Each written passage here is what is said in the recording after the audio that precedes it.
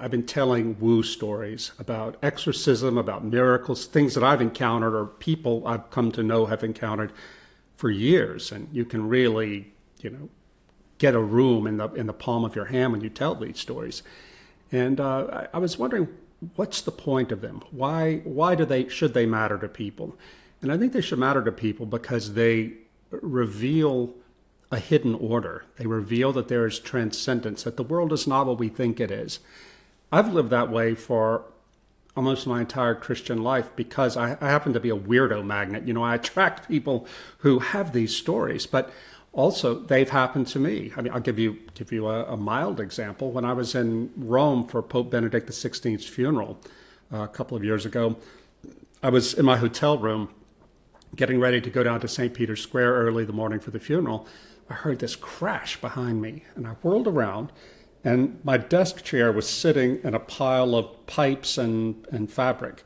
It was not a wooden chair. It was not an old chair, but I noticed that a bolt that it was holding it all together had been sheared in two.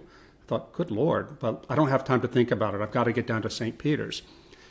The funeral happened, and I was really angered by the homily Pope Francis gave, which I thought was really disrespectful to Pope Benedict, a man I revere. That afternoon, I met some journalists, two American journalists who covered the Vatican, at a restaurant in Vatican City, and we were talking about what happened, and both of these men were telling me how difficult as Catholics their jobs were covering the Vatican because, as they agreed, so little about what happens in that place has anything to do with Jesus Christ. Well, then I told them the story about the weird thing that happened in my room that morning.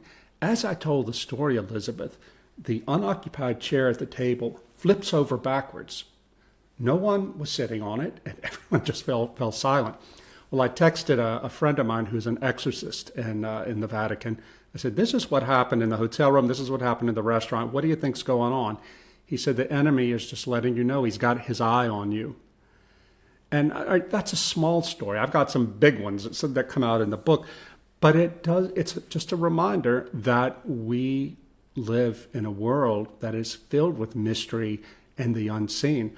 There's a story in the book about a Catholic couple I knew, friends from my New York days, who the woman, Emma, I call her in the book, was possessed, and found out she was possessed late in life.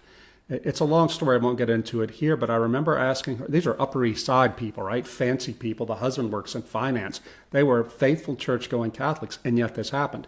I remember her husband, Nathan, walking me back to my hotel after I visited them, and she manifested demonically in front of me. I said, how has this changed you, this whole crazy experience of working with an exorcist and your wife? He said, now when I walk down the street in Manhattan, I realize there is a tremendous spiritual battle going on around me all the time, and we can't see it, but it's there. This long roundabout answer to your question is, I want people to be aware of this, that this is really going on, that as St. Paul says, we really struggle against principalities and powers.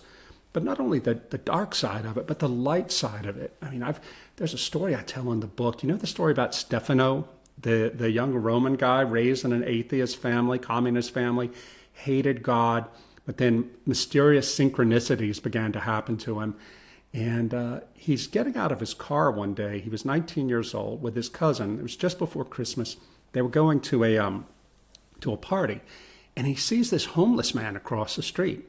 The homeless man looks at him in the eye, rises up, walks over to him and said, Stefano, I finally found you. Jesus Christ sent me, and he wants you to know that you don't have to be afraid anymore. From this day, you will serve him. And then the homeless man begins telling Stefano about his whole life. Stefano told me he was crying. He couldn't figure this out. What's going on? He told me even that if his cousin had not been standing there watching and listening to this, he would have thought he hallucinated it. Stefano asked the homeless man, are you an angel? No answer, just a smile. He said, well, what's your name?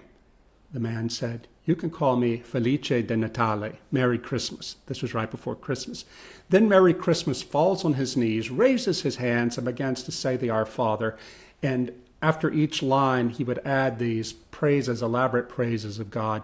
He finishes, stands up, bows, walks away and disappears. Well, Stefano converted. He converted his entire family, even his hardcore atheist father on his deathbed. Those stories happen. They really do happen. And I can sit there and tell people, give them an apologetic argument for Christianity all day long, and they can just flick it away. But you tell them a story like that, and they listen. It opens doors in their hearts and minds.